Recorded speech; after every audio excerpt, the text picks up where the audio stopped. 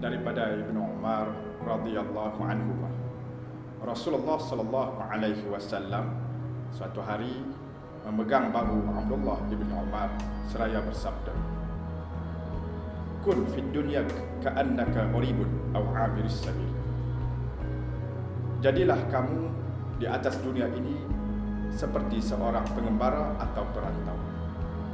Berkata Ibnu Umar radhiyallahu anhu, Rasulullah sallallahu alaihi wasallam ingin memberi tahu kepada kita bahawasanya apabila kita menjadi seorang pengembara atau perantau, maka hendaklah kita menempati masa.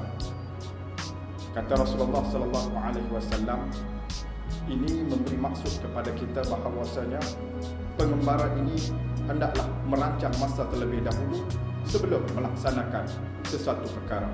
Termasuklah di dalam ibadat umrah ini, kita perlu merancang masa kita untuk kita melaksanakan ibadat umrah supaya ibadat kita ini sempurna dan ibadat kita ini diterima oleh Allah Subhanahu wa taala. Masa yang perlu kita peruntukkan pertama ialah masa untuk melaksanakan ibadah. Yang kedua, masa untuk kita mempersiapkan diri kita mempelajari ilmu tentang ibadat yang hendak kita lakukan, yakni ibadat umrah yang hendak kita lakukan, bermula daripada perjalanan kita di rumah, kemudian pelaksanaan ibadat di tanah suci, kemudian selesai daripada ibadat, apa yang perlu kita lakukan untuk mensucikan diri kita di tanah suci Mekah.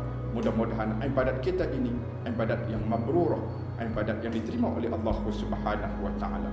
Yang keduanya, pengajaran atau ibrah daripada perjalanan umrah kita ialah hendaklah kita sabar dalam segala ujian yang Allah Subhanahu wa taala tentukan kepada kita.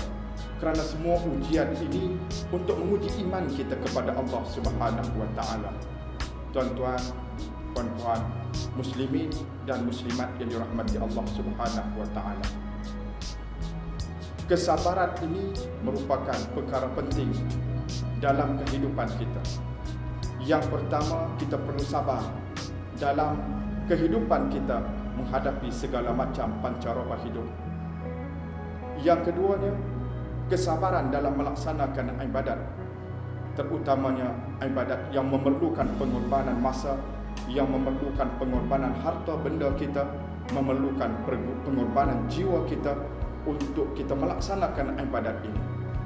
Sekiranya kita tidak sabar dalam menghadapi ujian Allah Subhanahu wa taala di atas dunia ini, bayangkan bagaimana kita nak menghadapi ujian Allah Subhanahu wa taala di alam barzakh sana.